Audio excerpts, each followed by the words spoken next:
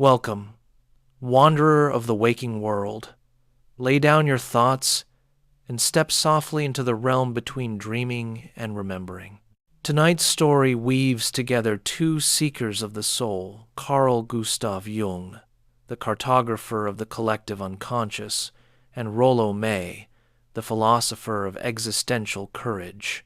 Together and apart, they charted the territories where psychology meets the fundamental questions of human existence, where the inner world confronts the outer demands of being. As you settle into bed, let the rhythm of my voice carry you closer to sleep, one idea at a time. Relax as we explore how these two minds approach the mystery of human anxiety, and meaning one seeing symbols rising from the depths of the collective psyche, the other discovering the immediate confrontation with existence itself. Their dialogue, whether spoken or across time, illuminates the vast territories of human consciousness. If you enjoy these quiet tales of psychological dialogue and wonder, press the like button and subscribe to join me on future journeys through the conversations between great minds. Tell me in the comments which psychological relationship intrigues you most, the mentor and student, the collaborators, the friendly rivals, and together we'll explore them in nights to come. Now, let the world fade. Drift with me through the intertwining paths of Jung and Rollo May as we wander between their visions and listen to the echoes where their insights meet and part. In the early years of the 20th century, when the world still carried the certainties of the previous age like worn garments not yet discarded, Carl Gustav Jung sat in his consulting room in Zurich, listening to voices that spoke of more than personal history. He was young then, just beginning to sense that the human psyche extended far beyond the boundaries that Freud had mapped with such confident precision.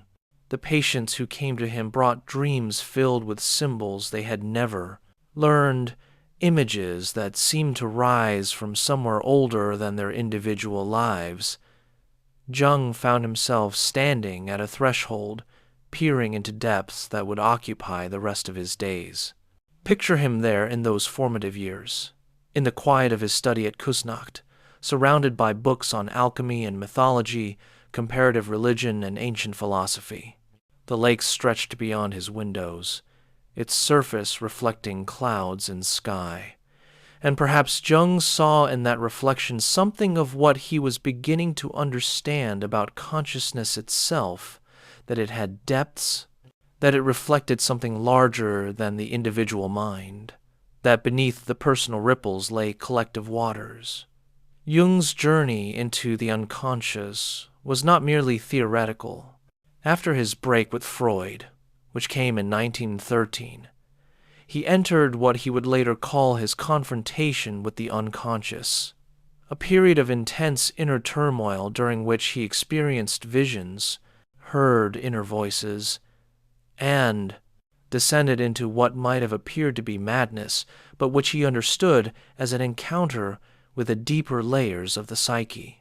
He emerged from this period with a conviction that would shape all his subsequent work, that the unconscious was not merely a repository of repressed personal material, but a vast, collective dimension of human experience, populated by universal patterns he would come to call archetypes. These archetypes, Jung believed, were not learned but inherited, structural elements of the psyche that manifested in myths, dreams, and religious symbols across cultures and throughout history. The hero, the mother, the wise old man, the shadow, these were not mere metaphors but psychic realities, autonomous complexes with their own energy and intention. When a patient dreamed of a dragon or a divine child, they were not simply rearranging personal memories, but encountering these primordial images, these forms that shaped human experience from within. For Jung, the task of psychological development was individuation. the process by which a person integrated the various aspects of the psyche, conscious and unconscious, personal and collective, into a unified whole centered on what he called the self. This self was not the ego, not the conscious I that we identify with in daily life, but something larger, a kind of inner totality that included all aspects of the psyche. The symbols of the self appeared in dreams and visions as mandalas, as divine figures, as images of wholeness and completion. Jung's vision was deeply teleological. He saw the psyche as striving toward something, as having an inherent direction and purpose. Neurosis, in his view, was often the result of blocking this natural development, of refusing the call to become more fully oneself. Healing came not from adjusting to social norms or resolving childhood conflicts alone, but from aligning oneself with the deeper patterns and purposes of the psyche, from allowing the self to emerge and guide one's life. By the time Jung was an established figure in the world of depth psychology, having published his major works on psychological types, the collective unconscious, and the process of individuation, a new generation of thinkers was emerging in a world profoundly altered by war and uncertainty. The Second World War had shattered many of the optimistic assumptions of 19th century thought. The Holocaust had revealed depths of human evil that demanded new forms of understanding. The atomic bomb had placed the question of human survival in stark relief. In this changed landscape, questions about the meaning of human existence took on a new urgency.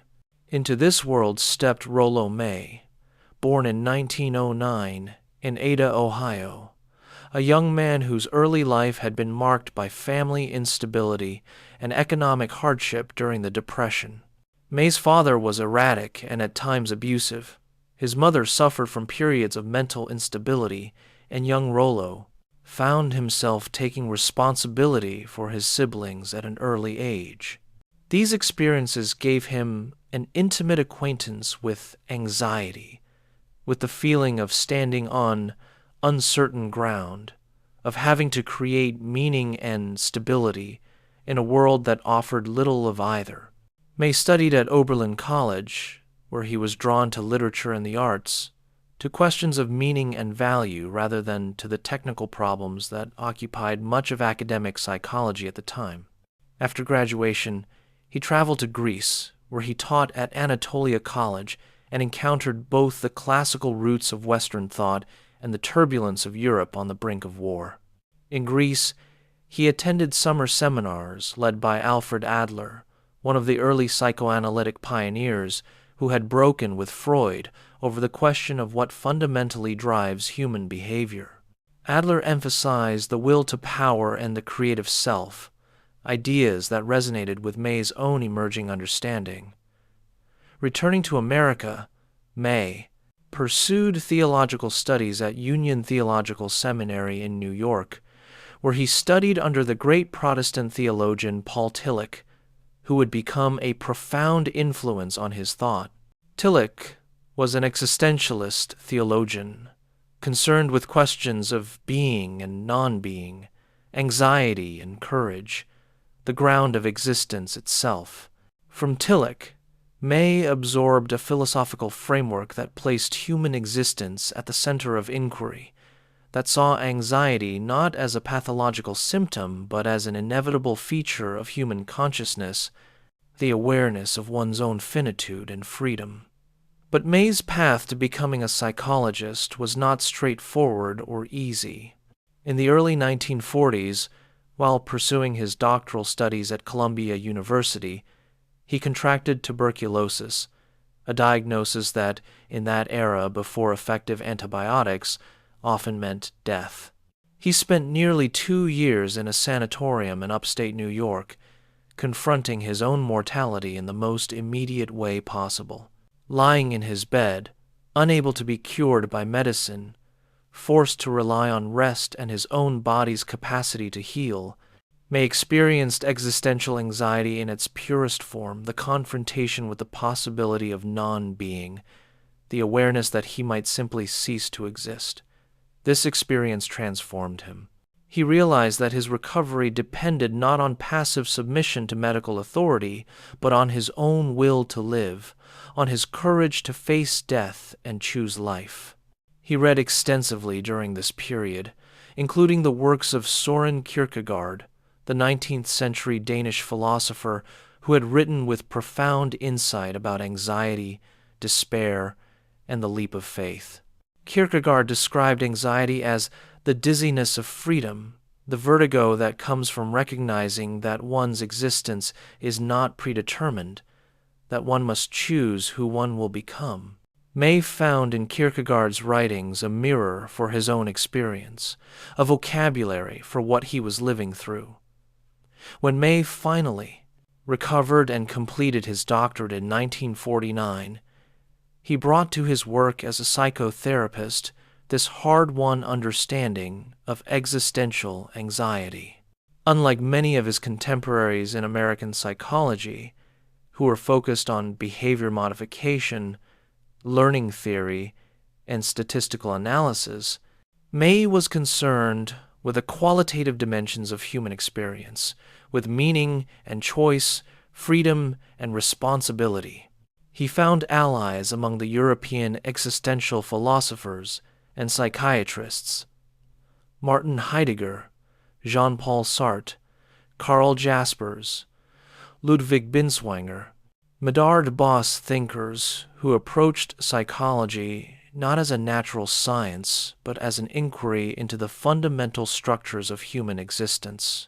May's first major work, The Meaning of Anxiety, published in 1950, was a groundbreaking study that distinguished between normal anxiety, the inevitable response to the uncertainties and freedoms of existence, and neurotic anxiety, the disproportionate response that blocks growth and limits freedom.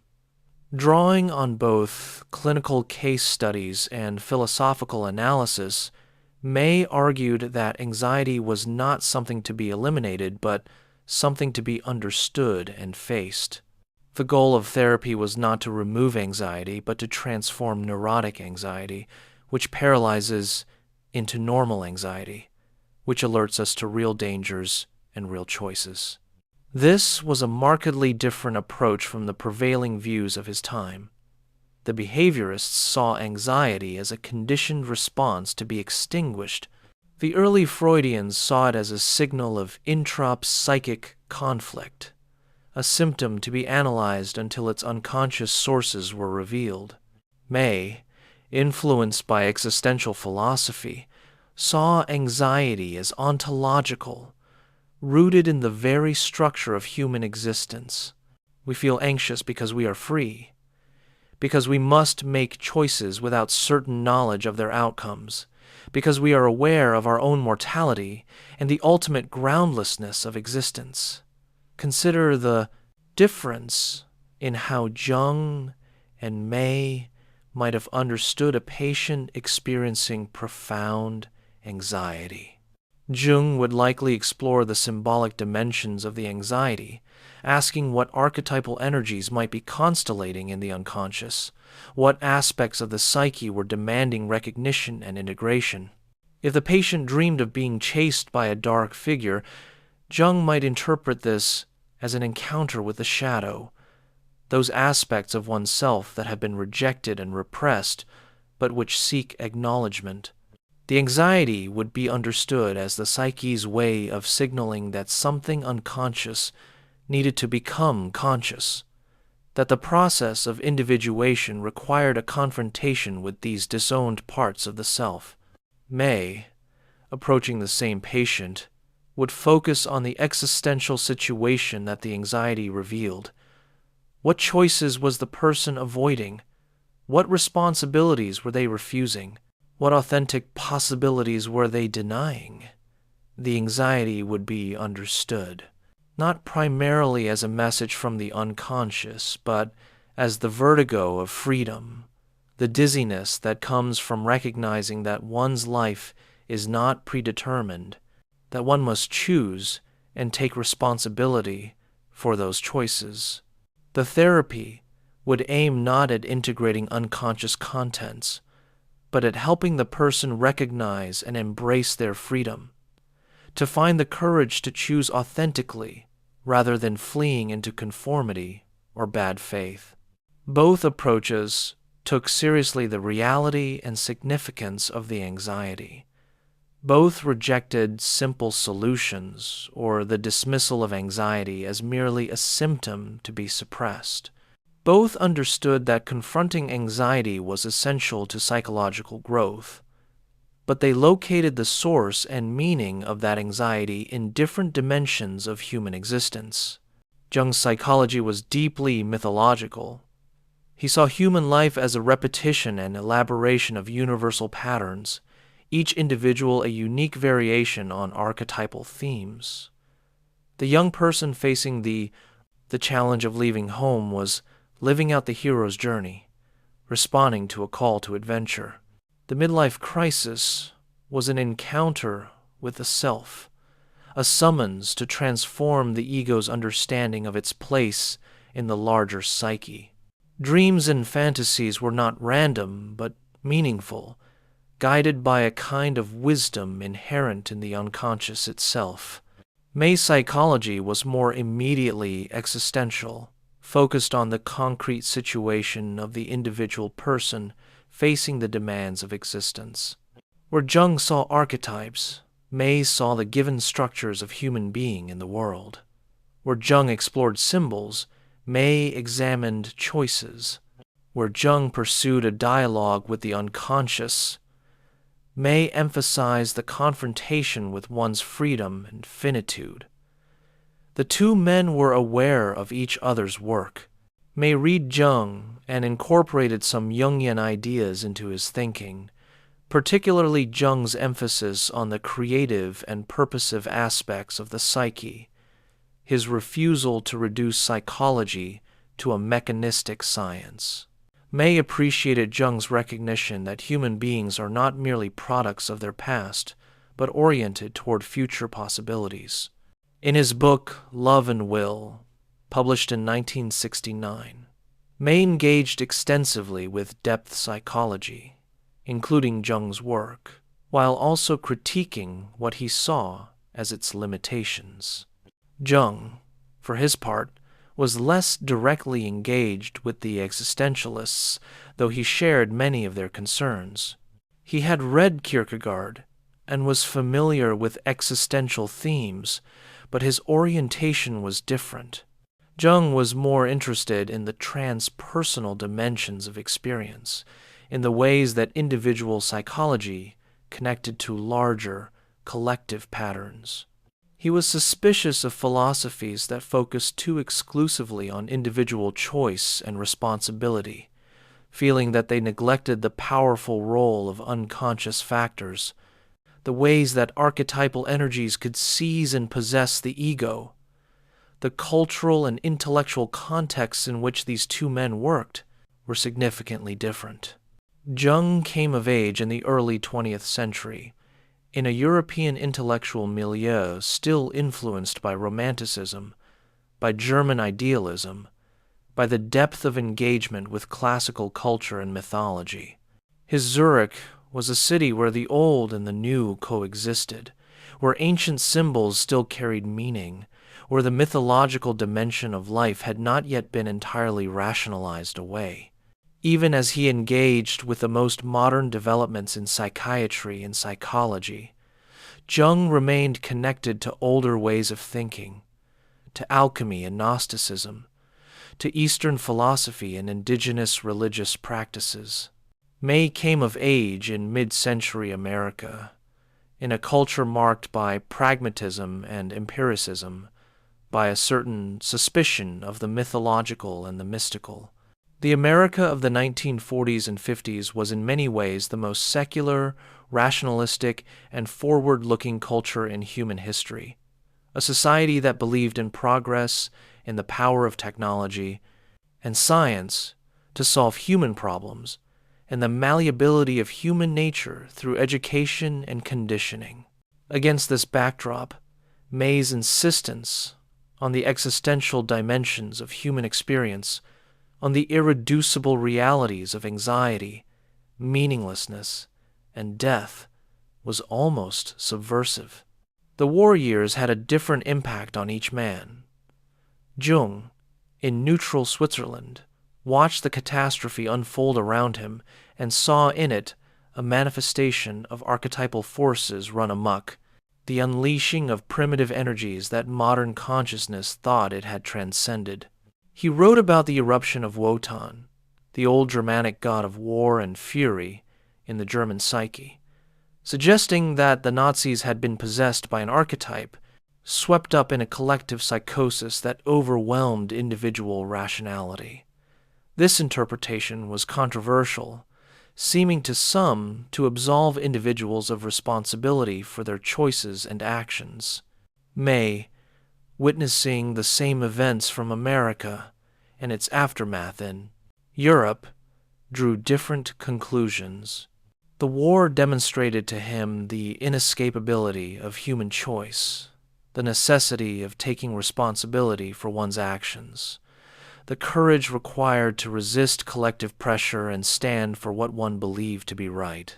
When May later wrote about power and innocence, about the daimonic forces within human nature, he insisted that these forces did not excuse us from responsibility, but rather made the task of choosing and acting ethically all the more essential. The two approaches can be understood through a metaphor. Imagine consciousness as an explorer in a vast territory. For Jung, the territory itself has shape and structure, landmarks that recur, pathways worn by countless travelers before. The collective unconscious is like a landscape with its own geography, its mountains and rivers, its forests and deserts. The individual explorer discovers but does not create this terrain. The archetypes are like the fundamental features of the landscape. They were there before any individual arrived and will remain after the individual departs. The task is to learn to navigate this terrain, to honor its features, to find one's unique path through it while respecting its inherent structure. For May, the explorer stands on more uncertain ground. The territory is less predetermined, more open to the explorer's choices. There are no reliable maps, no established pathways. The landscape shifts and changes with the explorer's movement through it. What matters is not discovering a pre-existing structure, but having the courage to move forward despite uncertainty, to create meaning through one's choices, to take responsibility for the path one makes.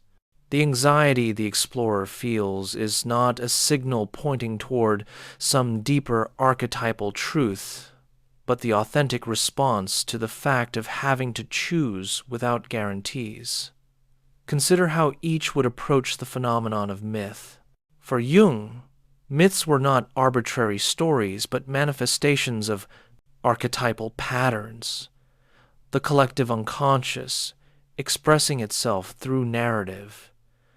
The hero myths found across cultures were not coincidental, but reflected a deep structural similarity in the human psyche. When a contemporary person dreamed of slaying a dragon or finding a treasure, they were tapping into the same archetypal energies that produced the ancient myths. Myths were maps of the psyche, guides to the process of individuation. May valued myths, too, but differently. For him, myths were metaphors that human beings created to express and make sense of their experience. The Prometheus myth, for example, spoke to the human capacity for creative defiance, for stealing fire from the gods, for asserting human autonomy in the face of divine prohibition. It was a powerful metaphor for the existential situation of humanity, free, creative, but also suffering the consequences of that freedom. But it was a metaphor. a story humans told, not a description of some objective psychic reality. This difference might seem subtle, but it had profound implications. If archetypes are objectively real features of the psyche, then the task is to discover and align with them. If they are metaphors, however powerful, then humans have more freedom to create, to revise, to choose which metaphors will guide their lives. Jung's approach granted authority to the unconscious, suggesting that psychological health came from serving its purposes. May's approach placed more authority in conscious choice, suggesting that psychological health came from taking responsibility for creating one's own meaning. As May's career developed through the 1950s and 60s, he became increasingly prominent as a spokesperson for existential psychology in America. His edited volume Existence, published in 1958, introduced American readers to the European existential psychiatrists and laid out the foundational concepts of the approach. He emphasized the importance of presence in therapy, the authentic encounter between therapist and client as two human beings rather than as expert and patient. He critiqued the reductionism of both behaviorism and orthodox psychoanalysis, their tendency to treat the person as an object to be studied or manipulated rather than as a subject to be understood from within. May's therapy was grounded in dialogue and encounter. He believed that people came to therapy not primarily because of neurotic symptoms, but because they had lost their way in existence, because they could not find meaning, because they felt trapped or unable to move forward. The therapist's task was not to diagnose and treat a disorder, but to help the person confront the fundamental questions of their existence. What do I want? What am I choosing? What am I avoiding? What meaning can I create in my life? The therapist had to be willing to be fully present, to risk genuine encounter, to be affected by the client rather than maintaining a stance of detached objectivity. This was quite different from Jung's approach to therapy, though perhaps less different than it might first appear. Jung, too, emphasized the importance of the therapeutic relationship, the genuine encounter between therapist and patient. He spoke of the wounded healer, the recognition that the therapist's own struggles and incompleteness made genuine healing possible. He rejected a purely technical approach to therapy, insisting that the therapist's personality and development were more important than any method. But Jung's therapeutic stance was more oriented toward facilitating the patient's dialogue with their own unconscious. He used active imagination, dream analysis, and amplification of symbolic material to help patients encounter the archetypes, to bring unconscious contents into consciousness, to move the process of individuation forward. The therapist served as a kind of midwife to the unconscious, helping the patient attend to and understand the messages arising from the depths. May's therapeutic stance was more oriented toward the patient's relationship with their own existence, their freedom and their limits. He used dialogue, questioning, and confrontation to help patients recognize the choices they were making, the ways they were fleeing from freedom, the bad faith by which they denied their own agency. The therapist served as a witness and a challenger, helping the patient face the anxiety of existence and find the courage to choose authentically. Both approaches required tremendous skill and presence. Neither could be reduced to technique. Both recognized that healing came not from the application of a method, but from the quality of engagement, the depth of encounter, the willingness to face difficult truths. Let us pause here, in this space between their worlds, and notice the texture of their differences. Jung's consulting room was filled with symbols, alchemical images, mandalas, statues of deities from various traditions. The space itself was intended to evoke the numinous, to remind both therapist and patient of the larger dimensions of the psyche, the sacred depths from which healing emerged. When a patient entered, they entered a space that pointed beyond itself, that suggested realities invisible to ordinary consciousness. May's consulting room, we might imagine, was simpler, less adorned with symbols, more focused on the immediate encounter between two human beings. The space did not point to other realms, but concentrated attention on this moment, this meeting, these two people facing each other with honesty and openness. The sacred, if it was present in the authenticity of the encounter itself, not in symbols pointing elsewhere. Jung spoke often of the self, with a capital S, that central organizing principle of the psyche that transcended the ego, that provided direction and purpose to the individuation process. The self appeared in dreams as divine figures, as mandalas, as symbols of totality and wholeness. The goal of Jungian analysis was to establish a relationship between the ego and the self, to allow the self to guide and inform conscious life, while the ego maintained its necessary but limited role. May was skeptical of this kind of reification, this tendency to treat psychological concepts as if they were entities. He worried that the self, as Jung described it, could become another authority external to the person's own choosing, another way to avoid taking full responsibility for one's life. May preferred to speak of the self in lowercase, not as a transcendent entity, but as the capacity for self-awareness and self-direction, the subjective center from which choosing and acting emerge. In his book, The Courage to Create, published in 1975, May explored creativity as a fundamental human capacity, the ability to bring something new into existence, to transcend the given and actualize novel possibilities. Creativity, for May, was not primarily about artistic production, but about the basic human capacity to shape one's life, to respond to situations in fresh ways, to refuse the tyranny of habit and convention. Authentic existence required creativity in this sense, the courage to author one's own life, rather than simply playing out predetermined scripts. Jung also wrote extensively about creativity, but with a different emphasis.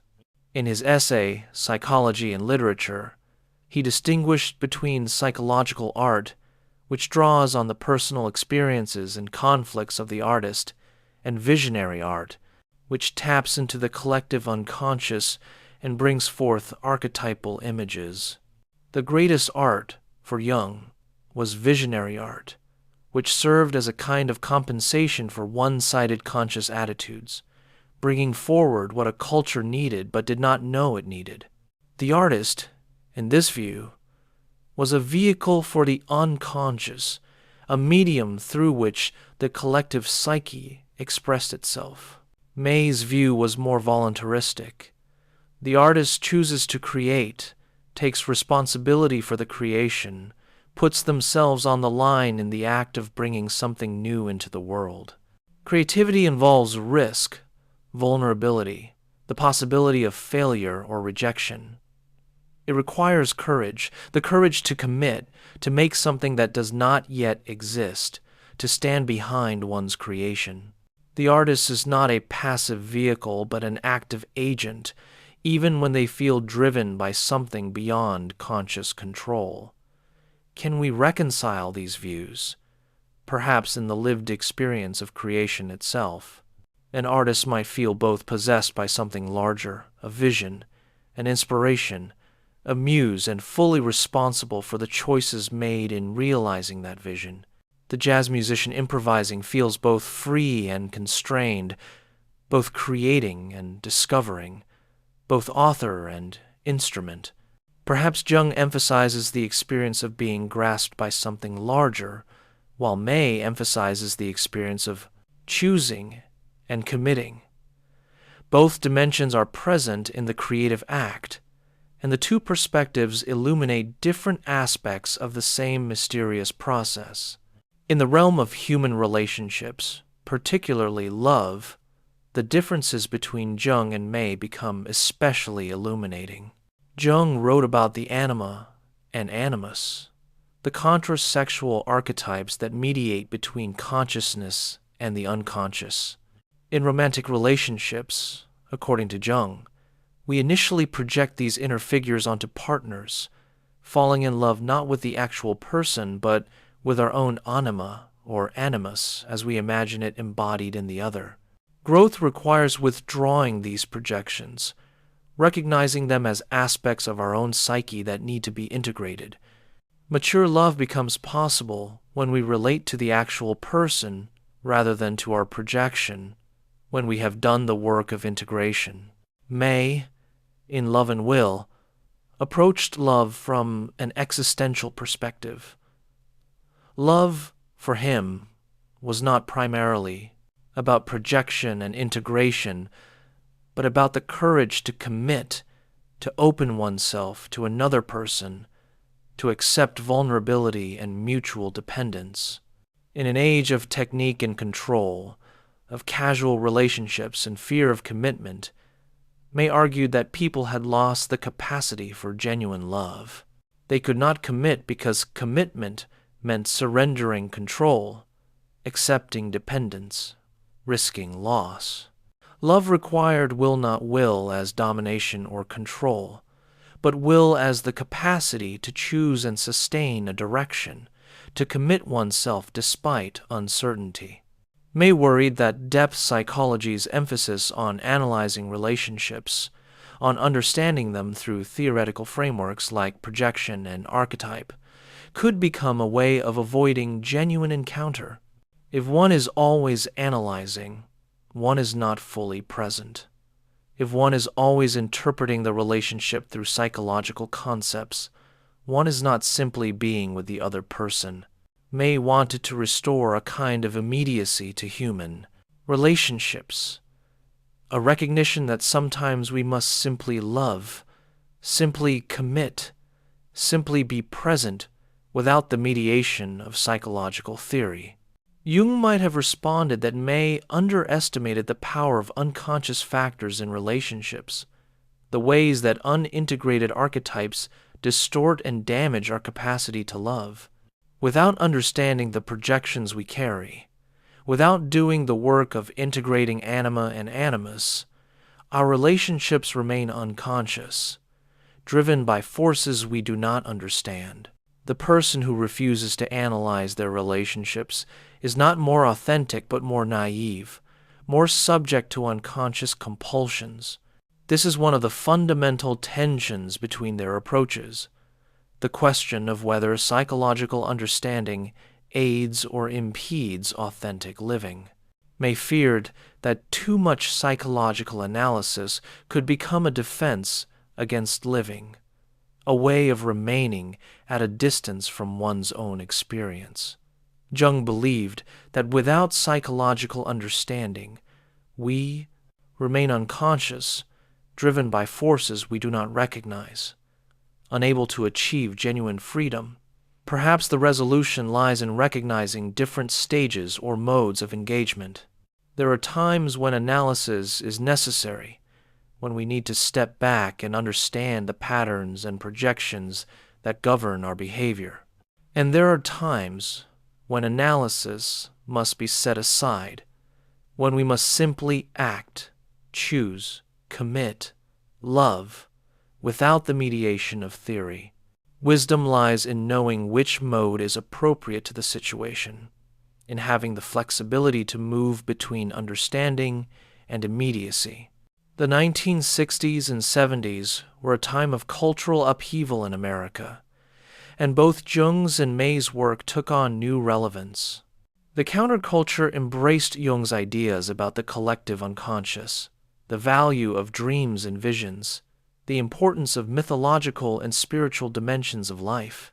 Jung's influence could be seen in the widespread interest in Eastern religions, in the psychedelic exploration of consciousness, in the rejection of rationalism and materialism, in favor of depth, mystery, and the numinous.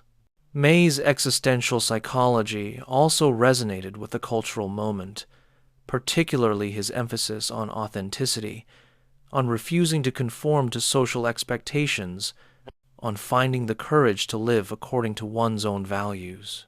The student movements, the resistance to the Vietnam War, the questioning of traditional authorities all reflected existential themes of choice, responsibility, and the courage to stand for one's beliefs against collective pressure. Yet May was critical of certain aspects of the counterculture.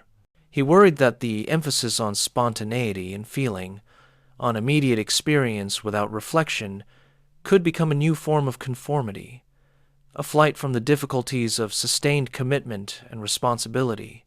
He saw in the do-your-own-thing ethos a potential abandonment of the hard work of creating meaning, a refusal of the anxiety that comes with genuine freedom.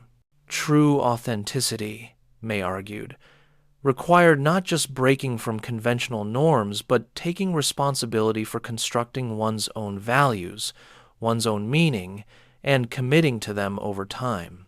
Jung, observing similar phenomena from his perspective, might have worried about inflation, about the ego identifying with archetypal energies and losing its grounding, the spiritual seekers who claimed to have transcended the ego, the drug users who believed they had accessed cosmic consciousness. These individuals might be possessed by archetypal energies without having done the preparatory work of ego development and shadow integration. Genuine transformation, for Jung, required a strong ego that could withstand the encounter with the unconscious without being overwhelmed or inflated by it. Both thinkers, in their different ways, emphasized the necessity of groundedness, of doing the difficult work of psychological and spiritual development rather than seeking shortcuts or easy transcendence. Both were skeptical of movements or techniques that promised instant transformation without sustained effort. Both understood that psychological growth was a lifelong process, not an achievement to be attained and completed.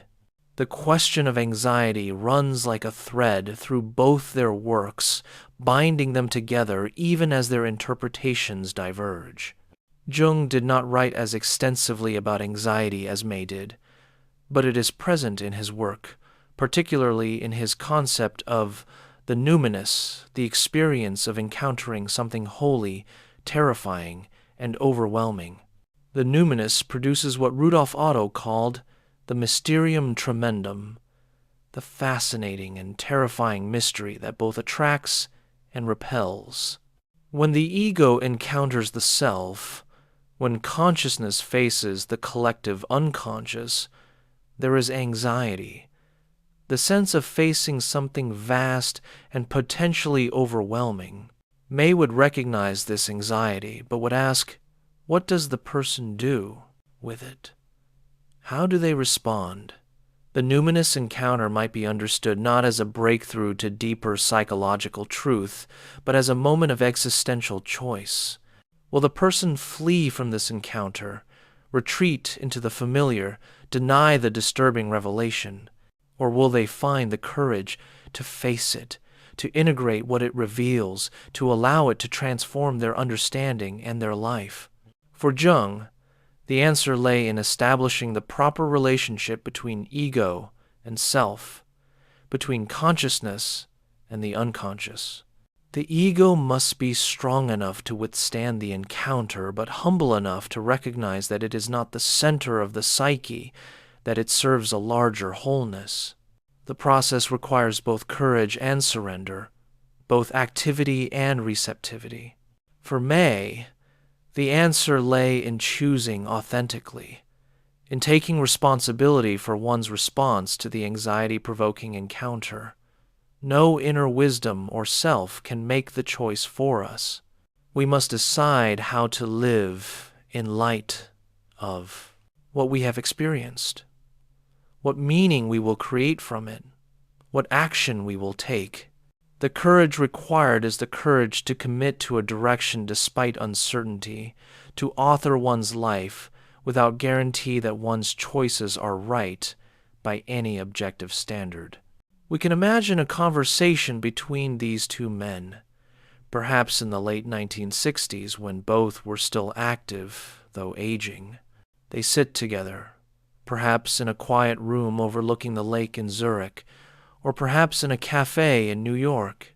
The conversation turns to the question of suffering, as conversations about the human condition so often do. Jung speaks of the necessity of suffering for psychological growth, the way that crisis and breakdown often precede breakthrough, the dark night of the soul that accompanies transformation. He references the alchemical symbolism of the Nigredo, the blackening, the descent into chaos and dissolution that precedes the emergence of something new. Suffering, for Jung, has meaning. It is the psyche's way of forcing consciousness to expand, to recognize what has been neglected or denied. May listens, nods, but presses the question differently. What about the person in the midst of suffering? What does it mean to them, in the concrete moment, that their suffering might have some larger psychological meaning? Does the promise of eventual meaning and integration help them find the courage to endure? Or does it perhaps diminish their suffering, treat it as merely instrumental, a means to some greater end? May suggests that suffering must be faced for what it is: real, terrible, not necessarily meaningful or purposive. The courage to suffer does not come from being assured that it serves some larger process of individuation, but from choosing to endure, to continue, to refuse to be destroyed by it. Meaning is not discovered in suffering, but created through how one responds to it, through the choices one makes in the midst of it. Jung might respond that May's approach risks leaving people isolated in their suffering, without connection to the larger patterns and purposes that might sustain them. If suffering is merely random, merely something to be endured through individual will, where does one find the strength to continue? The recognition that one's suffering participates in a universal human drama, that it connects to archetypal patterns experienced by countless others, can provide comfort and context, can make the suffering bearable. May counters that this comfort can become a flight from responsibility, a way of not fully facing the particular, unique quality of one's own suffering. No one else's suffering is quite like mine. No archetype fully captures the specific situation I face.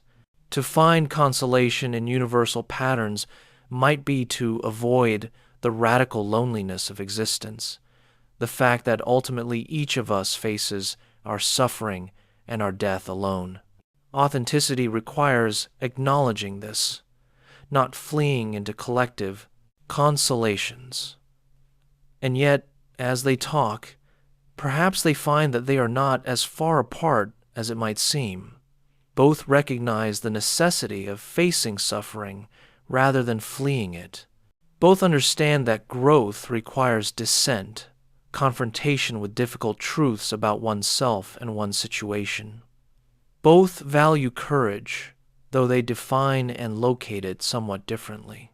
Both seek to help people find resources, whether from the depths of the psyche or from the capacity for choice and commitment to endure and transcend suffering. The conversation might turn to dreams, a topic central to Jung's work and present but less emphasized in May's. Jung spent his career learning to read dreams, developing elaborate methods of amplification that connected dream images to mythological motifs, alchemical symbolism, religious iconography. A dream, for Jung, was never merely personal but always connected to larger patterns. The snake in a dream was not just this particular dreamer's fear, but the universal symbol of transformation, of healing, of the life force itself, of death and rebirth. May acknowledges the power and beauty of Jung's approach, but wonders whether this method of interpretation might impose meaning on the dream rather than allowing the dreamer to discover meaning. What if we approach dreams more phenomenologically, asking what the dream meant to the dreamer in their unique situation, without overlaying it with collective meanings? What if the snake was just a snake?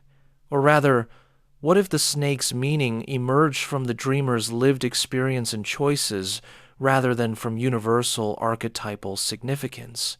Jung might respond that the phenomenological approach, taken alone, misses the depth of the dream, its connection to sources of wisdom beyond the ego's understanding. The person who insists on interpreting their dreams only in terms of their personal situation remains cut off from the wellspring of insight that the collective unconscious offers. Amplification method enriches rather than imposes, showing the dreamer how their personal situation participates in universal human themes. Yet Jung would also acknowledge that not all interpretations fit, that the dreamer's own response to an interpretation is crucial. If an amplification resonates, if it illuminates and helps, then it serves its purpose. If it feels forced or foreign, then perhaps a different approach is needed for this particular person at this particular time. Jung's method was not rigid application of a system, but a flexible art, responsive to the individual. May might appreciate this flexibility and recognize that his own approach also involves interpretation, also brings theoretical understanding to bear on lived experience. The question is not whether to interpret, but how to interpret in a way that serves the person's growth toward authenticity, that opens possibilities rather than closing them, that respects their freedom and responsibility rather than suggesting that some autonomous unconscious wisdom has all the answers. Both men, we might imagine, would agree that the proof is in the living, in whether the psychological work leads to a fuller, richer, more authentic life. Neither believed that understanding alone was sufficient. Both insisted that insight must be embodied, lived, integrated into how one actually exists in the world. Consider their different relationships to religion and spirituality. Jung's psychology was deeply intertwined with religious questions. He wrote extensively about Christianity, about Eastern religions, about Gnosticism and alchemy and indigenous spiritual practices.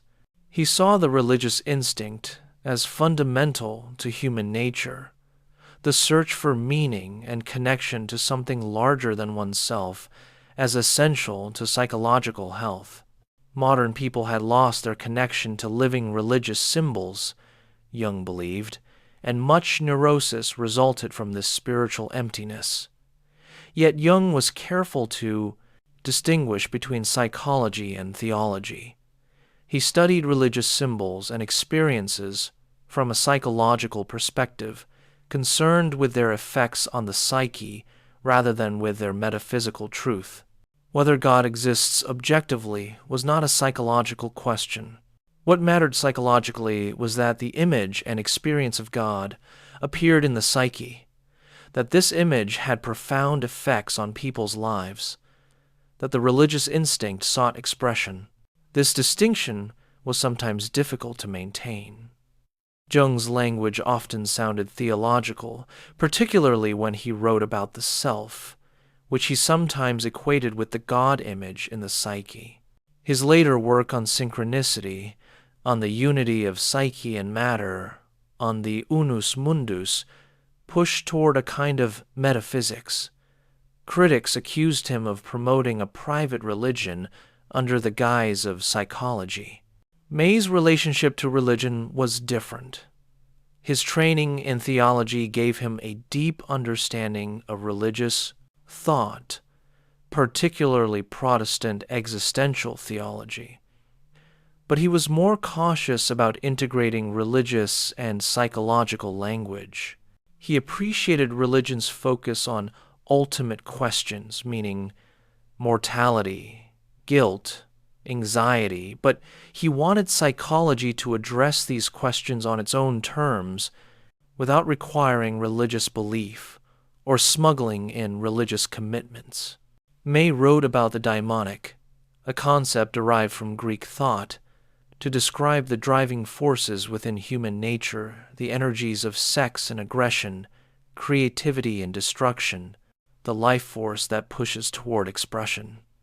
The daimonic was premoral, neither good nor evil in itself, but requiring integration and direction. If repressed or denied, the daimonic became demonic, erupting in destructive ways. If acknowledged and integrated, it became a source of creativity and vitality. This concept has something in common with Jung's idea of the shadow, those aspects of ourselves we deny or repress, which then gain power over us. But May's daimonic is more immediate, more somatic, more tied to concrete embodied experience than Jung's shadow.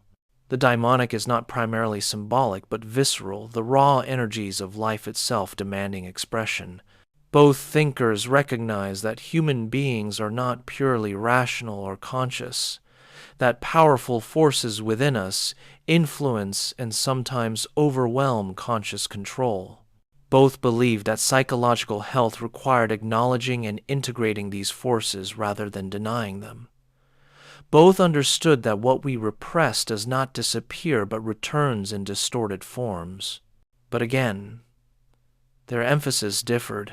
Jung focused on understanding the symbolic language of these unconscious forces, on establishing dialogue with them through dreams and active imagination, on honoring their autonomy and wisdom. May focused on taking responsibility for how one channels these forces, on choosing how to express them, on the courage to integrate them into one's conscious life and actions.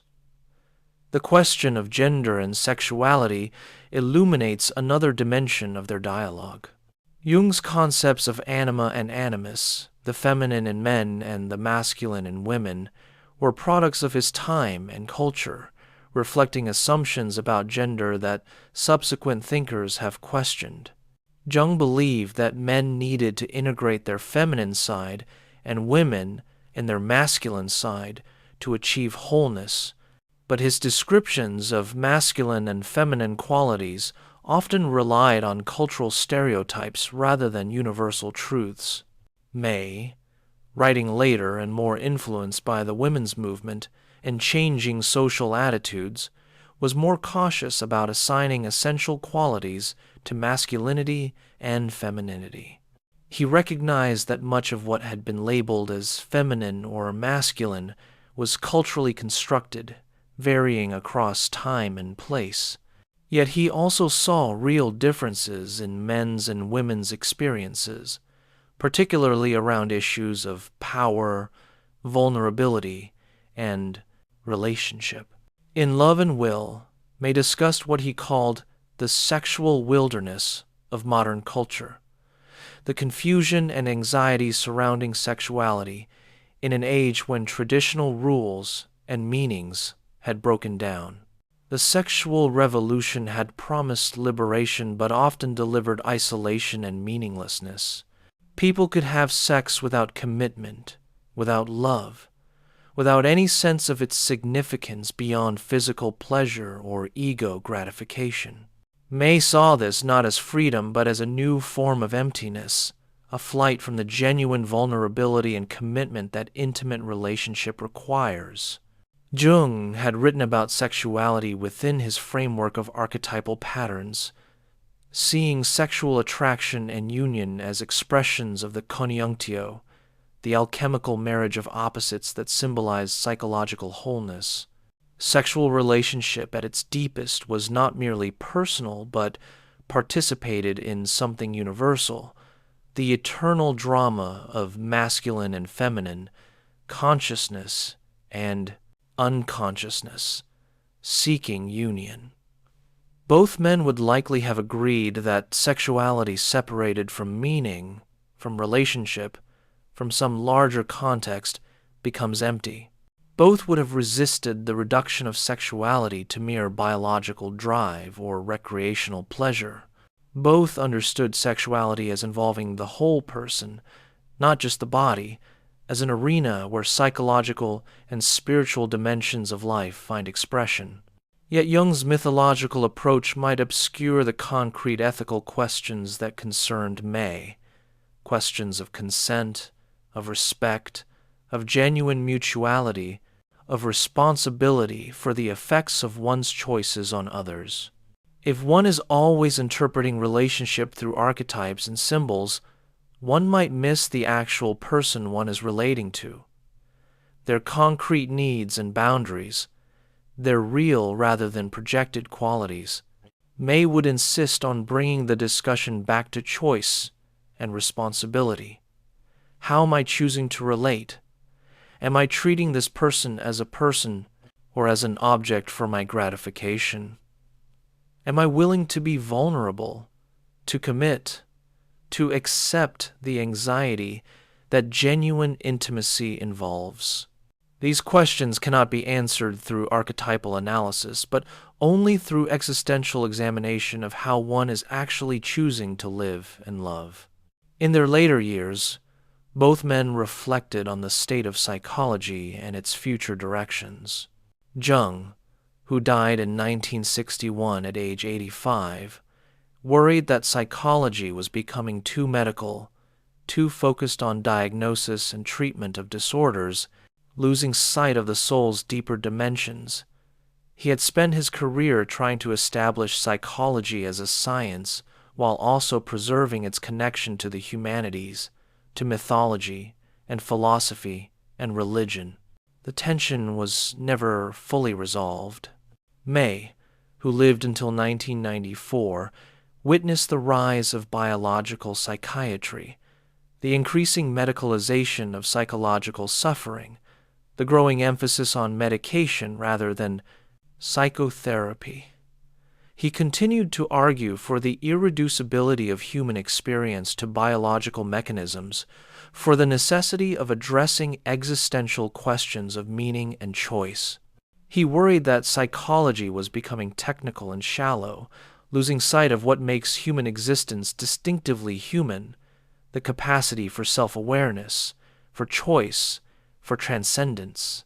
Both would likely be dismayed by much of contemporary psychology and psychiatry, its reduction of suffering to chemical imbalances, its emphasis on symptom management rather than deep transformation, its loss of soul. Yet both would also recognize the value of the scientific knowledge that has accumulated, the importance of grounding psychological understanding in empirical research, the danger of psychology becoming merely speculative or subjective. Perhaps what contemporary psychology needs is a both-and approach that honors what each tradition offers. From Jung, the recognition that the psyche has depth, that symbols and myths carry wisdom, that we are connected to something larger than our individual egos, that healing often requires dissent and confrontation with the shadow, that individuation is a lifelong process of becoming more fully oneself. From May, the emphasis on choice and responsibility, the recognition that we must create rather than merely discover meaning, the importance of courage in facing life's givens, death, freedom, isolation, meaninglessness, the necessity of authentic encounter rather than theoretical distance, the integration of embodied experience into psychological understanding. A complete psychology might weave these threads together, recognizing that human beings are both determined and free, both shaped by unconscious patterns and capable of conscious choice, both connected to collective realities and radically individual, both discovering and creating who they are. Let us explore more deeply specific areas where their dialogue becomes especially rich and complex. Take the question of anxiety in relation to spiritual awakening or psychological transformation. Jung wrote about the terror that can accompany encounters with the collective unconscious, the overwhelming quality of archetypal experiences. When the ego first encounters the self, when consciousness first glimpses the vast depths of the unconscious, the experience can be shattering. The ego fears annihilation, dissolution, being overwhelmed by forces it cannot control. Jung described his own confrontation with the unconscious during the years after his break with Freud as a near psychotic episode, a time when he was not sure whether he was experiencing genuine psychological insight or descending into madness.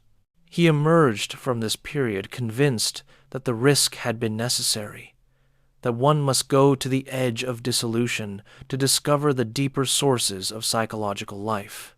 But he also recognized that not everyone could or should undertake such a journey, that some people's ego structure was too fragile to withstand the encounter. This raises difficult questions that run through both men's work. When is anxiety a signal to proceed, to lean into the difficulty because growth lies on the other side? And when is anxiety a signal to pull back, to recognize that one is not ready, that the ego needs strengthening before proceeding?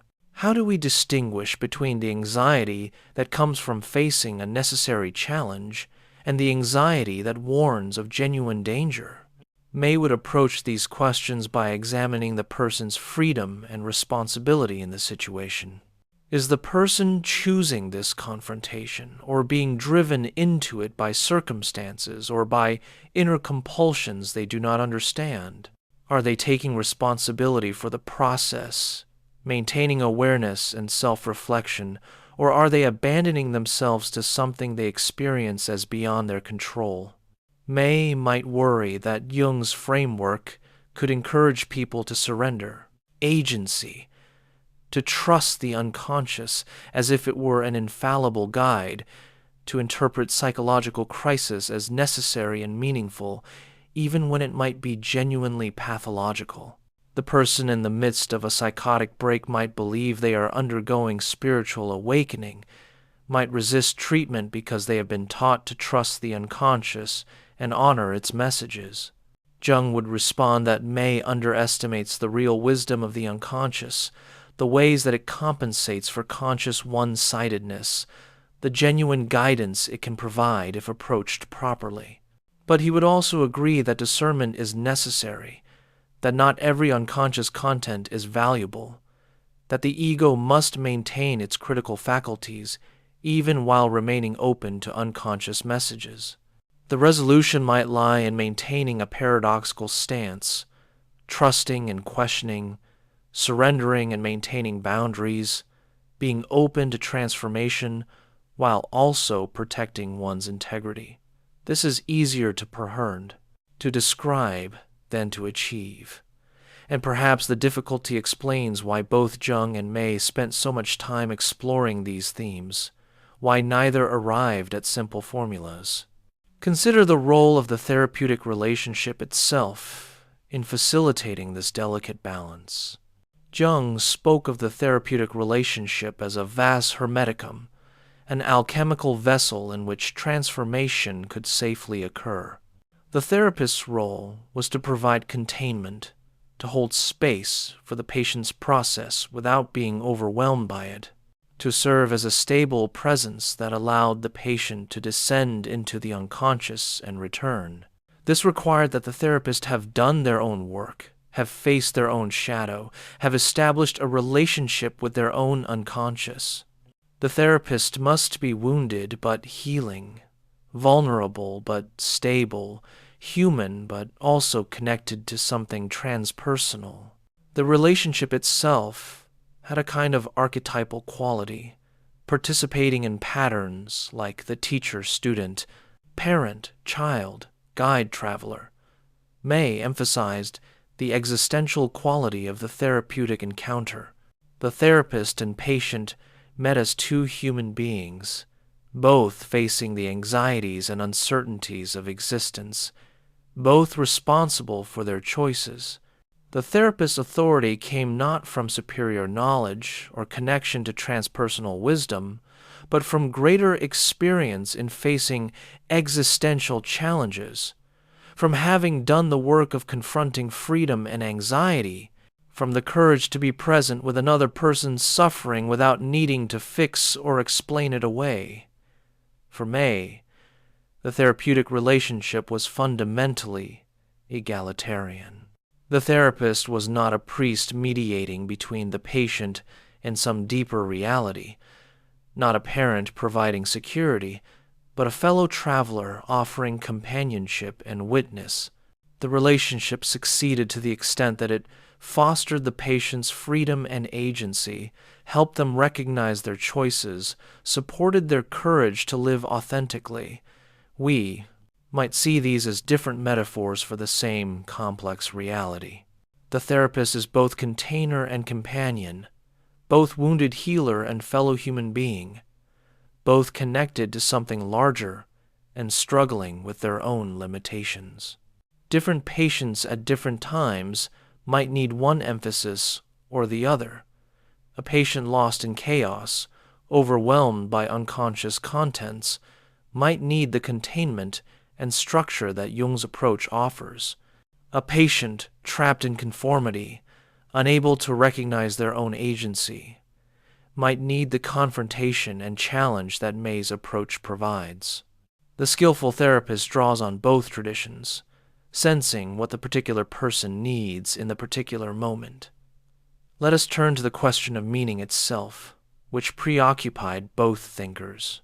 Jung's psychology suggested that meaning is discovered through the process of individuation, through aligning one's life with the self, through allowing the archetypal patterns to unfold. One's life has meaning insofar as it participates in these larger patterns, insofar as consciousness serves the purposes of the whole psyche. This is a teleological view. The psyche has direction and purpose, and meaning comes from serving that purpose. Jung often spoke of the second half of life as particularly concerned with finding this deeper meaning. As the ego's earlier purposes of achievement and adaptation gave way to the soul's demand for reflection and integration, May's view was more existentialist in the classical sense. Meaning is not discovered but created through one's choices and commitments. There is no inherent purpose to life, no given meaning that one must find.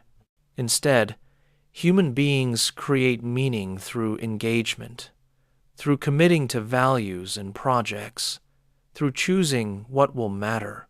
This might sound like a bleaker view, but May did not experience it as such. He found liberation in the recognition that we create meaning, that we are not bound by predetermined purposes, that we can author our own lives. The anxiety this freedom produces is real, but also enlivening it means that our choices matter, that we are genuinely responsible for the shape of our lives. The clash between these views reflects a deep philosophical divide. Is meaning something discovered or something created? Does the universe have purpose, or do human beings impose purpose on an inherently meaningless cosmos? Does the psyche have its own wisdom and direction, or is it simply the raw material with which we construct ourselves? Perhaps, once again, the lived experience is more complex than either formulation alone can capture. Most people experience both dimensions, times when meaning feels discovered, when we stumble upon something that resonates so deeply that it seems we were always meant to find it, and times when meaning feels created, when we deliberately commit to something, when we take a stand and invest it with significance through our choice. Jung's view honors the first experience, the sense of discovery, of being guided, of finding one's place in a larger order. May's view honors the second experience, the sense of freedom, of authorship, of taking responsibility for making something meaningful. A complete understanding might integrate both. We discover possibilities, certain things call to us, resonate with us, feel meaningful in ways we do not fully understand. But we must choose which possibilities to actualize, which calls to answer. We create meaning by choosing to invest ourselves in what we have discovered, by committing to it, by living it out over time. The dialogue between Jung and May also illuminates contemporary discussions about trauma and healing. Jung lived before trauma was well understood as a clinical category, before the development of PTSD diagnoses and trauma-informed therapy. Yet he worked with many patients whose symptoms would now be recognized as trauma-related, and his concepts of the shadow and the wounded healer speak to traumatic experience. From a Jungian perspective, trauma might be understood as an overwhelming experience that could not be integrated, that remains split off from consciousness, that returns in symptoms and destructive patterns.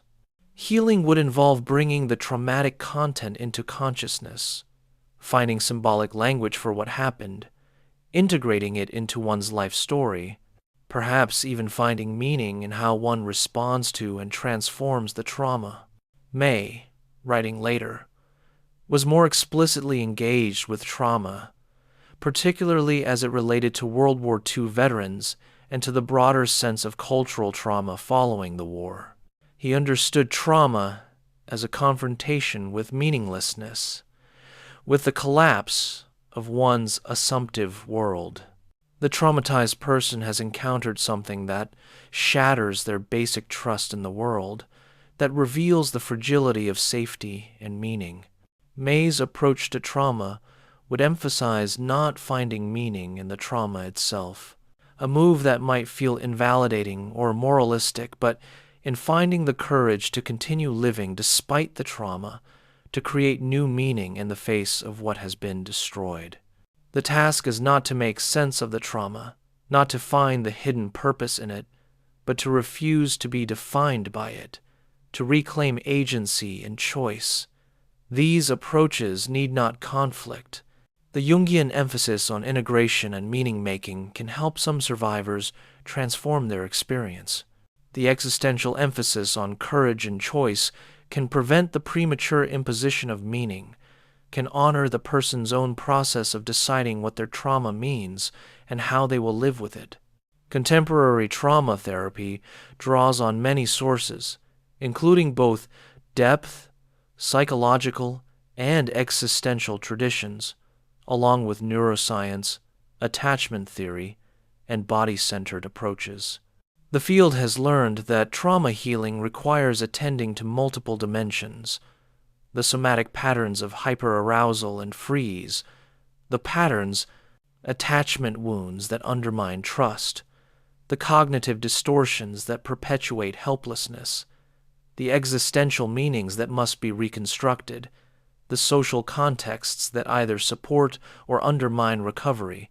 Both Jung and May would likely appreciate this integrative approach, this recognition that human beings are complex creatures requiring understanding from multiple angles. Both would resist reductive approaches that treat trauma as merely a brain disorder to be medicated or merely a meaning-making problem to be cognitively restructured. In exploring power and aggression, we find another area of rich dialogue. Jung's concept of the shadow included aggressive and destructive impulses, the capacity for evil that civilized consciousness wants to deny, but which remains a potent force in the psyche. Jung believed that acknowledging one's shadow, including one's capacity for aggression and destruction, was essential to psychological health. The person who claims to be purely good, who denies their shadow, is most dangerous because their aggression operates unconsciously, often projected onto others. Jung's analysis of Nazi Germany emphasized the eruption of the collective shadow, the return of primitive, aggressive impulses that the Enlightenment had supposedly overcome. The Germans, Jung suggested, had been possessed by the archetype of Wotan, the god of fury and destruction. This was a controversial claim, seeming to some to absolve individuals of responsibility by attributing their actions to archetypal possession. May wrestled with similar questions in his book Power and Innocence, published in 1972. He examined the relationship between powerlessness and violence, showing how people who feel impotent and unable to affect their lives may turn to destructive aggression as a way of asserting their existence. The assassin, the terrorist, the mass shooter. May analyze these figures as suffering from a perverse need to demonstrate that they matter, that they can affect the world, even if only destructively. May's concept of the daimonic included aggression as one of the driving forces that must be acknowledged and integrated. When the aggressive drive is denied, it does not disappear but erupts in destructive ways.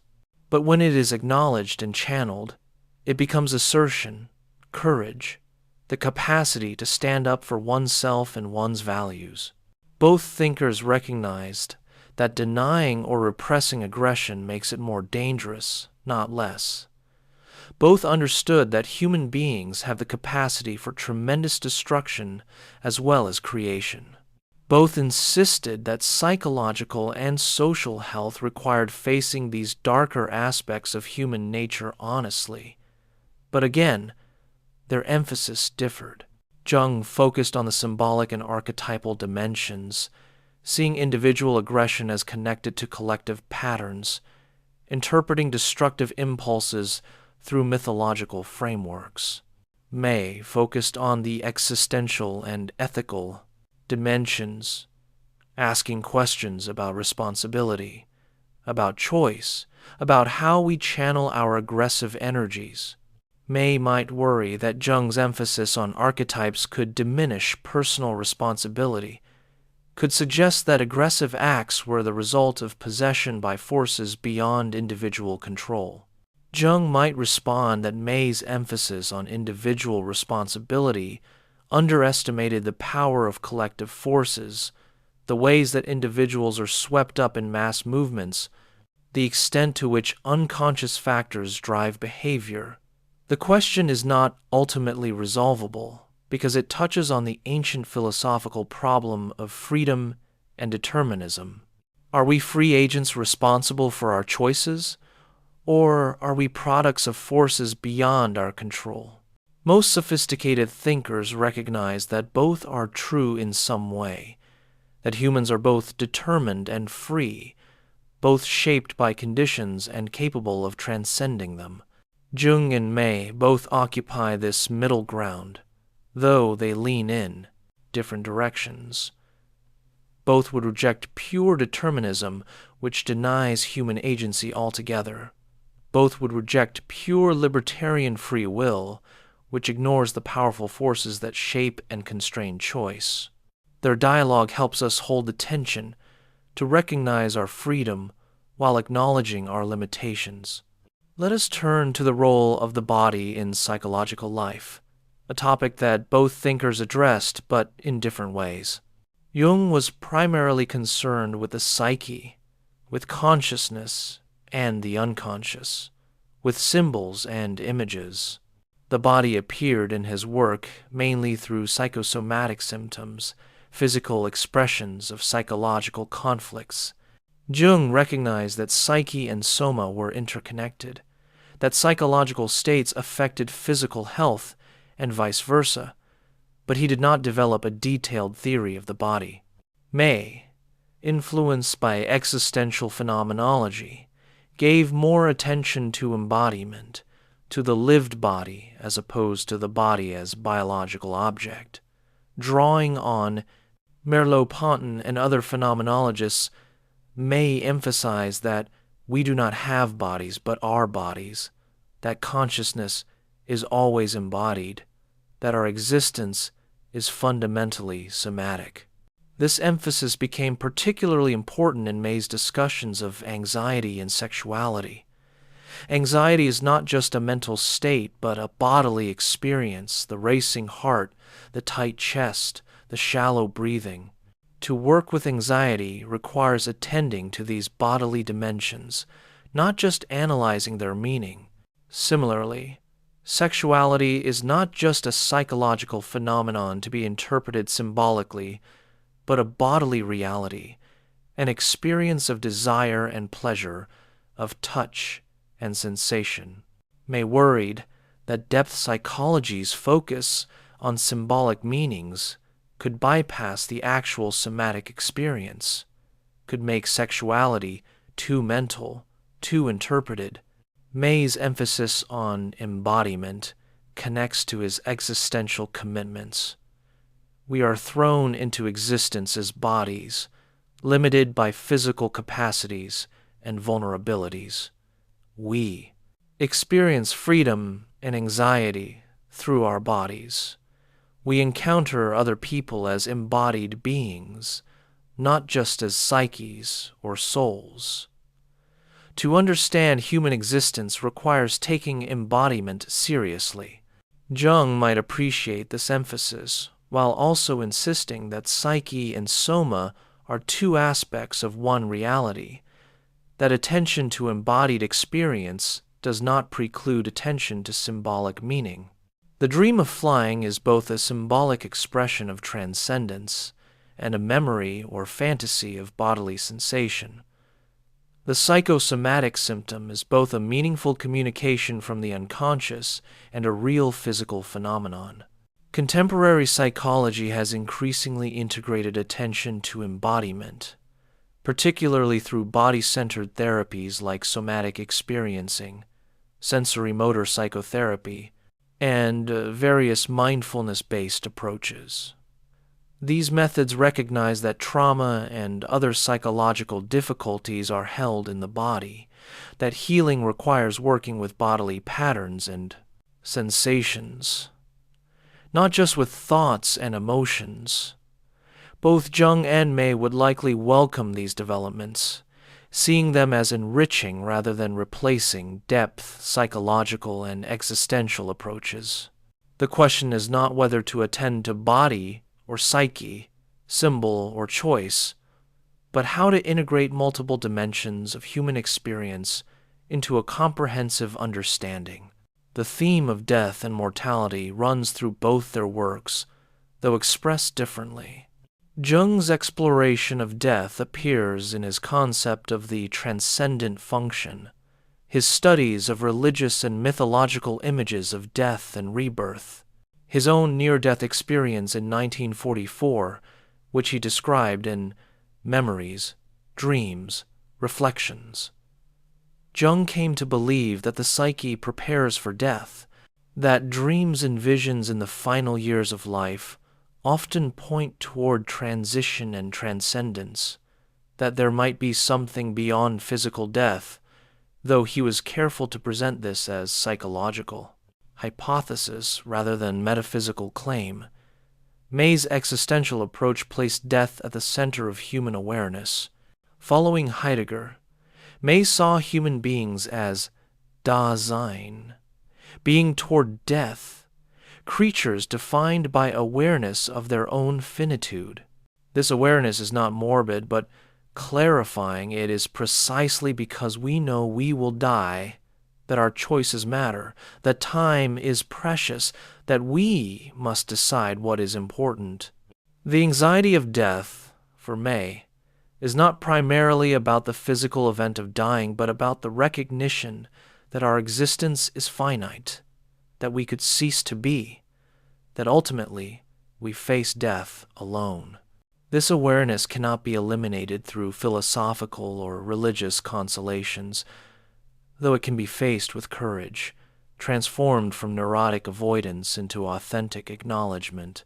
May tells a story that captures his understanding. A patient, learning that he had terminal cancer, told May that for the first time in his life, he felt fully alive. Every moment became precious, every choice significant. The awareness of death paradoxically intensified his engagement with life. This is the existential insight that death is not just an endpoint to be dreaded, but a condition that gives life its urgency and meaning.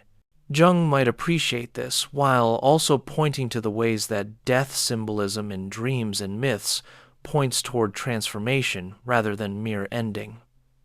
The death of the ego is rebirth into larger awareness.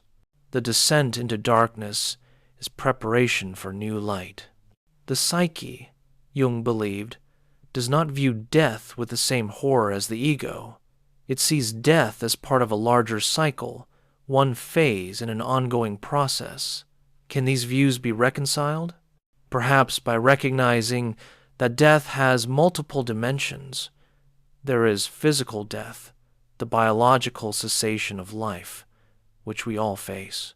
There is psychological death, the dissolution of the ego or its known world, which occurs in many transformative experiences before physical death.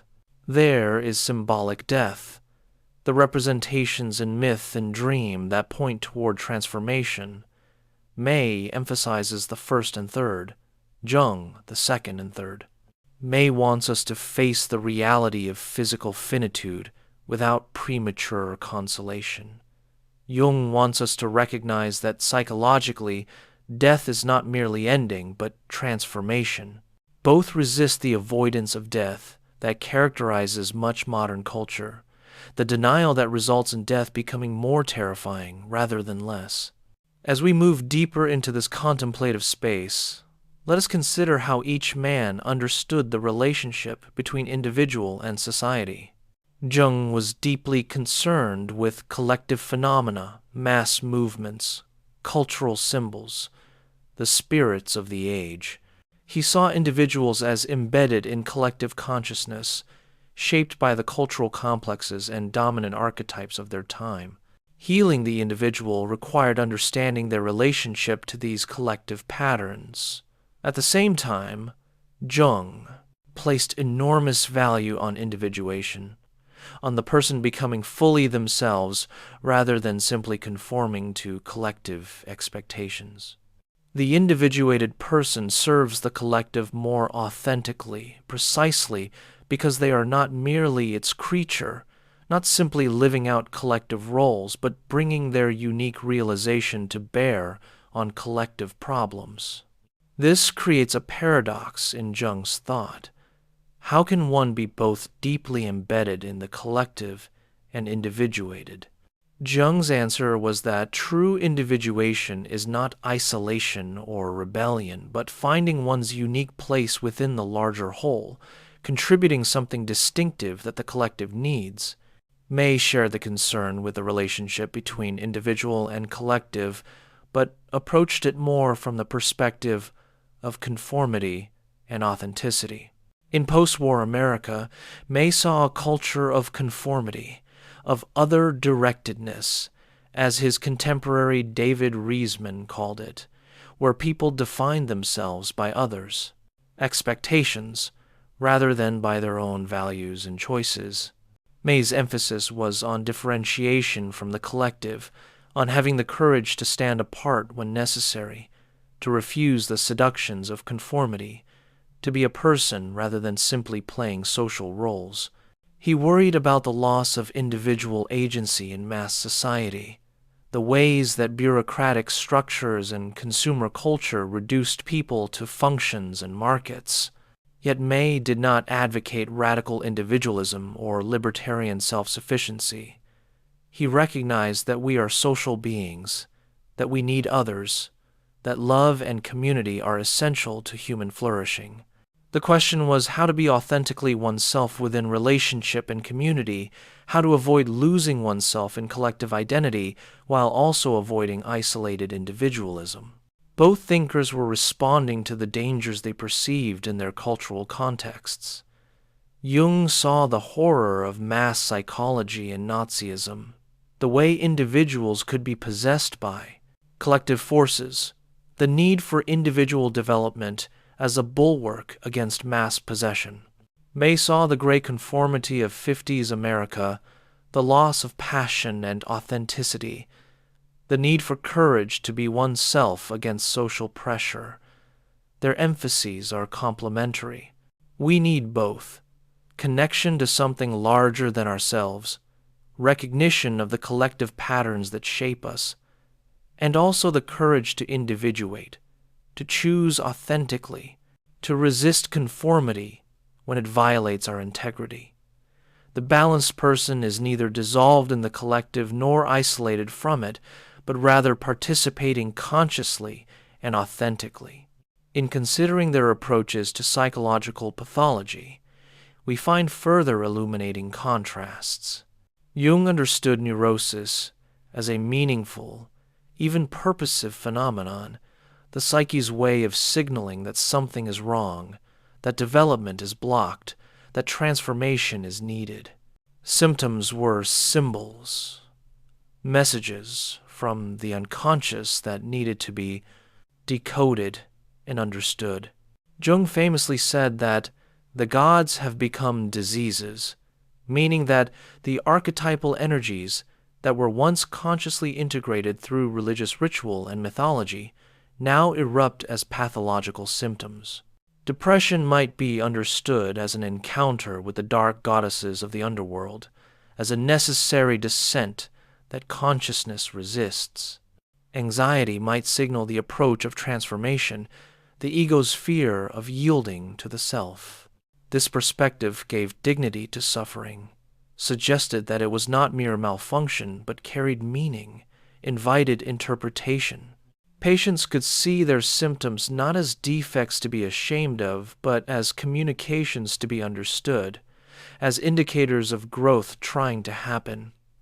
May was more cautious about finding meaning in suffering. He worried that the search for meaning could become a defense, a way of avoiding the raw reality of pain, a premature consolation. Sometimes suffering is simply suffering, to be endured rather than interpreted, to be survived rather than decoded. May understood pathology more in terms of blocked freedom, diminished agency, inability to choose and commit. Depression was not primarily symbolic, but existential, a state of powerlessness, meaninglessness, inability to engage with life. Anxiety disorders reflected not messages from the unconscious, but the failure to develop the courage needed to face existence. The therapeutic approaches flowing from these different understandings varied accordingly. Jungian therapy emphasized uncovering meaning, interpreting symptoms symbolically, facilitating dialogue with the unconscious, supporting the individuation process. Existential therapy emphasized confronting choices, recognizing freedom and responsibility, developing courage, committing to meaning-making. Yet in practice, skilled therapists from both traditions probably do similar work, responding to what the particular patient needs.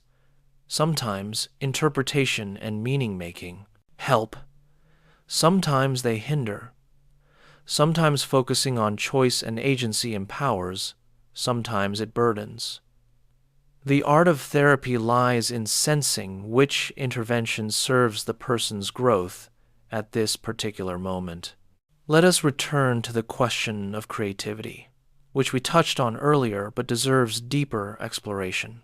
For Jung, the creative process involved a kind of possession or collaboration with autonomous unconscious forces. The true artist was overtaken by archetypal energies, becoming a vessel through which the collective unconscious expressed itself. This was why great art resonated across cultures and time. It tapped into universal patterns. Jung distinguished between the artist who draws on personal experience and the artist who brings forth something visionary, something collective. The personal artist might create beautiful work, but the visionary artist transforms culture, brings forward what the age needs, serves a compensatory function for one-sided collective consciousness. This view granted great dignity and importance to artistic work. The artist was not simply creating personal expressions, but serving a transpersonal function, acting as a kind of shaman or priest who mediated between consciousness and the unconscious depths. May's view, articulated in The Courage to Create, emphasized the active, volitional dimensions of creativity. Creating requires courage because it means bringing something new into existence, committing to it, risking that it will fail or be rejected. The artist encounters the anxiety of the blank canvas, the terror of freedom, the necessity of choosing among infinite possibilities. May saw creativity as fundamentally human, not limited to artists, but present in anyone who responds authentically and originally to their situation. The scientist formulating a new theory, the therapist finding a way to reach a difficult patient, the person making a life in challenging circumstances, all are creative in this sense. For May, creativity was not about being possessed by forces beyond oneself, but about taking responsibility for bringing something new into being. It required both discipline and spontaneity, both conscious craft and openness to what emerges, both intention and receptivity. Can we synthesize these views? Perhaps by recognizing that creativity involves both receiving and making, both being visited by inspiration and working to realize it, both opening to something larger and taking responsibility for what one creates. The artist may feel inspired, possessed even, but must also choose what to do with that inspiration, must work to give it form, must stand behind the finished creation. Jung's perspective helps us understand the receptive, inspired dimension of creativity, the experience of being gripped by something beyond ego control. May's perspective helps us understand the volitional, responsible dimension, the courage and commitment required to actualize creative possibilities. Together, they give us a richer understanding than either alone.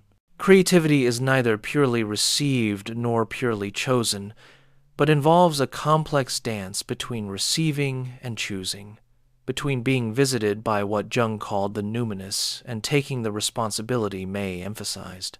The question of technique in therapy illuminates another dimension of their dialogue. Jung developed specific methods: active imagination, dream amplification, sand tray work, attention to synchronicity. These techniques were designed to facilitate dialogue between consciousness and the unconscious, to help patients access and integrate unconscious contents. Yet Jung always insisted that technique was secondary to the relationship, to the therapist's own development and presence. He was skeptical of training programs that emphasized method over personal growth, that tried to create therapists through technical instruction rather than through their own deep self-exploration. May was even more suspicious of technique, worried that it could become a way of keeping the patient at a distance, of avoiding genuine encounter. He criticized both behaviorism and orthodox psychoanalysis for being too technical, for treating therapy as the application of methods rather than as human meeting. For May, what mattered most was presence, the therapist's capacity to be fully there with the patient, to meet them as one human being to another, to engage authentically rather than hiding behind professional role. Technique could support this presence or undermine it depending on how it was used. Both men would likely agree that technique serves presence rather than replacing it, that methods are useful tools but not the essence of therapy, that healing happens in the quality of relationship rather than through correct application of procedures. Both understood that becoming a therapist requires deep personal work, confrontation with one's own psyche or existence, not merely academic study and technical training. Contemporary debates in therapy training reflect this tension. Evidence-based practice emphasizes techniques that have been empirically validated, specific interventions for specific disorders. This emphasis serves important purposes. It protects patients from harmful or useless treatments. It advances therapeutic effectiveness. It provides guidance for practice. Yet the focus on technique can obscure what both Jung and May knew, that the relationship itself is often the most powerful therapeutic factor, that the therapist's presence and authenticity matter as much as or more than which techniques they employ, that therapy is an art as much as a science, requiring wisdom and judgment that cannot be fully codified. The field needs both rigorous research on what helps, and also deep appreciation for the human dimensions that cannot be reduced to technique. Jung and May's dialogue reminds us to hold this tension rather than collapsing into either scientism or subjectivism. As we draw toward the conclusion of this long contemplation, let us reflect on what this dialogue between Jung and May reveals about the nature of psychological understanding itself. They represent two great rivers of psychological thought, depth psychology and existential psychology, each with its own source, its own character, flowing through the landscape of human understanding. These rivers sometimes run parallel, sometimes converge, sometimes diverge, but they water the same ground, the ground of human consciousness and unconsciousness, suffering and growth, meaning and meaninglessness. Together they provide richer irrigation than either could alone. From Jung, we learn that consciousness is not all there is, that beneath or beyond the ego lies vast territories of psyche, populated by autonomous complexes and archetypal patterns, that dreams and symbols carry meanings we did not consciously intend, that we are connected to something larger and older than our individual lives. We learn to listen to the psyche, to honor its autonomy, to enter into dialogue with it rather than trying to dominate it through will alone. We learn that healing often requires dissent, confrontation with shadow, integration of what has been split off or projected. We learn that the second half of life calls for different tasks than the first, that aging can be not decline but deepening, that individuation is a process that continues until death. We learn that myth and symbol are not mere cultural artifacts, but living realities that shape consciousness, that connecting with these larger patterns can provide meaning and guidance. From May, we learn that existence precedes essence, that we are not predetermined but must choose who we become, that freedom is both our glory and our burden. We learn that anxiety is not merely pathological but existential, an inevitable accompaniment of human consciousness, that courage is not the absence of fear, but the capacity to act despite it. We learn that meaning is not given, but created through our choices and commitments, that authentic existence requires facing life's givens, death, freedom, isolation, meaninglessness, without fleeing into false consolations. We learn that love requires courage, that creativity requires commitment, that becoming a person requires differentiation from collective expectations. We learn the value of presence, of genuine encounter, of taking responsibility for our choices and their effects on others. We learn that the daimonic forces within us must be acknowledged and integrated, neither repressed nor blindly enacted. What unites these teachings, despite their differences, is a shared commitment to depth, to taking human experience seriously in all its complexity, to refusing reductive explanations that explain away rather than illuminating. Both Jung and May resisted the dominant trends of their time's behaviorism, biological, reductionism, social constructivism when taken to extremes. Any approach that treated human beings as merely objects to be explained rather than as subjects to be understood from within. Both insisted that psychology must be more than a natural science, that it must also be a humanities discipline, drawing on philosophy, literature, mythology, art. Both believed that psychological understanding required not just objective study, but also subjective engagement, not just observing from outside, but participating from within.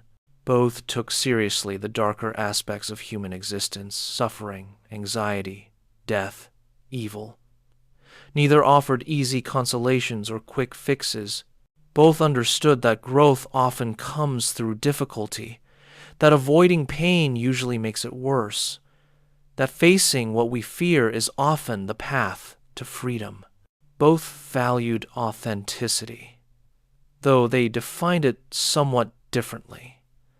For Jung, authenticity meant becoming who you truly are, actualizing your unique pattern, individuating. For May, authenticity meant taking responsibility for your choices, refusing bad faith, couraging, choosing despite anxiety. These are not contradictory, but complementary. Becoming oneself involves both discovering who one is and choosing who one will be. Both recognized the importance of relationship. Jung, through his emphasis on the transference and the therapeutic container. May, through his emphasis on encounter and presence. Neither saw human beings as isolated monads, but as fundamentally relational, formed through and oriented toward connection with others. Both understood the necessity of courage in psychological and spiritual development. Jung's journey into the unconscious required tremendous courage, risking what felt like madness to discover deeper truth. May made courage central to his psychology, seeing it as the capacity to confront existence despite anxiety, to move forward into the unknown. If we imagine their dialogue continuing beyond the specific points we have explored, we might hear them discussing the challenges facing contemporary culture, the technological transformation of human life, the ecological crisis, the persistence of war and violence, the search for meaning in an increasingly secular age, the tensions between global and local, individual and collective. Jung might speak of the archetypal dimensions of these challenges, the ways that ancient patterns reassert themselves in new forms, the collective shadow that must be integrated, the need for a renewed relationship to the symbolic and mythological dimensions of life. He might see the environmental crisis as reflecting a loss of connection to nature as sacred, as the domination of a one-sided rationalistic consciousness that treats the earth as mere resource. May might emphasize the existential dimensions, the anxiety produced by unprecedented change, the courage required to face uncertain futures, the necessity of choosing values and committing to them, the difficulty of creating meaning in a world where traditional sources of meaning have collapsed.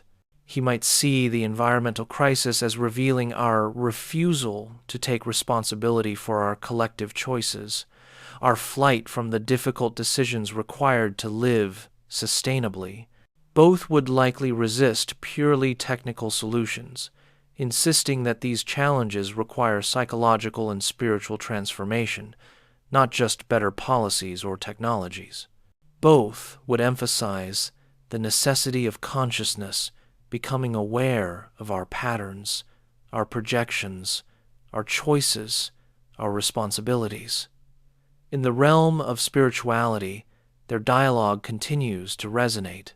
Many people today seek spiritual meaning outside traditional religious institutions, drawing on diverse sources, meditation practices from Buddhism, shamanic techniques from indigenous traditions, depth, psychological exploration of dreams and symbols, existential confrontation with ultimate questions. Jung's psychology has been enormously influential in these circles, providing a framework for understanding spiritual experience psychologically without reducing it to mere superstition or neurosis. The concept of the self as an inner center larger than ego, the recognition of numinous experiences as psychologically real and significant, the use of symbols and myths to connect with deeper dimensions of experience. These Jungian contributions have enriched contemporary spirituality. May's existential approach has been influential too, particularly in emphasizing personal responsibility and authentic choice in spiritual matters. The existential insistence that we create rather than discover meaning challenges us to take ownership of our spiritual lives, to choose our practices and commitments consciously, to refuse the comfort of blind faith or passive conformity.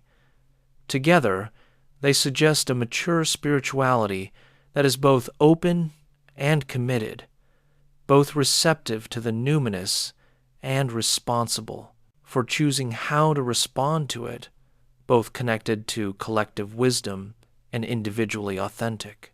Such spirituality would involve depth work attending to dreams, confronting shadow, integrating disowned parts of self, and also existential work, choosing values, taking responsibility, finding courage to live according to one's deepest commitments. The contemporary mindfulness movement might be understood through their dialogue. The practice of attending to present moment experience, of noticing thoughts and feelings without being controlled by them, has something in common with Jung's emphasis on consciousness, on observing what arises from the unconscious without being possessed by it. It also resonates with May's emphasis on presence, on being fully engaged with one's actual experience, rather than fleeing into abstraction or distraction.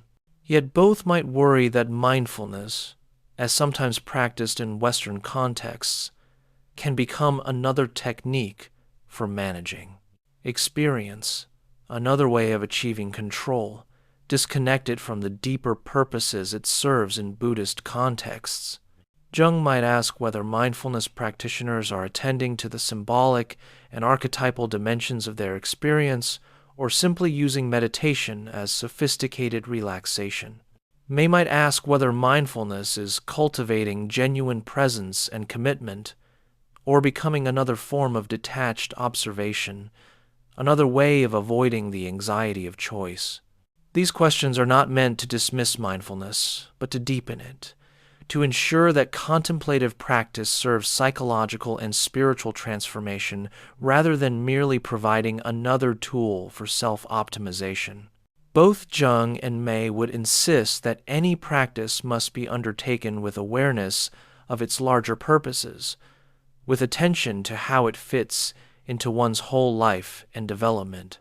As this long conversation draws towards silence, we return to the image with which we began.